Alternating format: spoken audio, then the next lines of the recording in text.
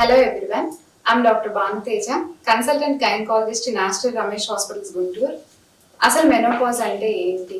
Menopause వచ్చాక bleeding అవ్వడం అనేది నార్మలా కాదా? మెనోపాజ్ అంటే ఆడవారిలో 45 సంవత్సరాలు దాటిన తర్వాత కంటిన్యూస్గా 12 నెలలు బ్లీడింగ్ కనిపించకపోతే దాన్ని మెనోపాజ్ కింద కన్సిడర్ చేయొచ్చు. మెనోపాజ్ వచ్చాక బ్లీడింగ్ అవ్వడం అనేది నార్మల్ కాదు.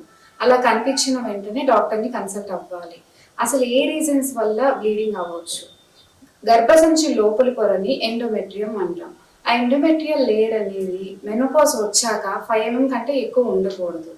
అలా గర్భసంచి లోపలి పొర మందంగా పెరగడం వల్ల కానీ, ఫైబ్రాయిడ్స్ వల్ల కానీ, పాలిప్స్ వల్ల కానీ, హార్మోన్స్ అనేవి లేకపోవడం వల్ల, టిష్యూస్ అనేవి డ్రై అవ్వడం వల్ల బ్లీడింగ్ అవ్వచ్చు.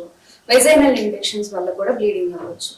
80 to 90% ఆఫ్ ద కేసెస్లో ఈ రీజన్స్ వల్ల బ్లీడింగ్ కనిపించవచ్చు. కానీ 10% కేసెస్లో క్యాన్సర్స్ వల్ల కూడా బ్లీడింగ్ అయ్యే అవకాశం ఉంటుంది. ఇలా బ్లీడింగ్ కనిపించిన వెంటనే డాక్టర్ని కన్సల్ట్ అవ్వాలి.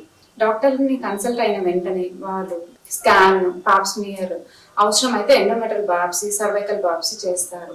ఇలా చేయడం వల్ల ఆ 10% క్యాన్సర్స్ని కూడా ఎర్లీగా డిటెక్ట్ చేయవచ్చు. So prevention is better than cure.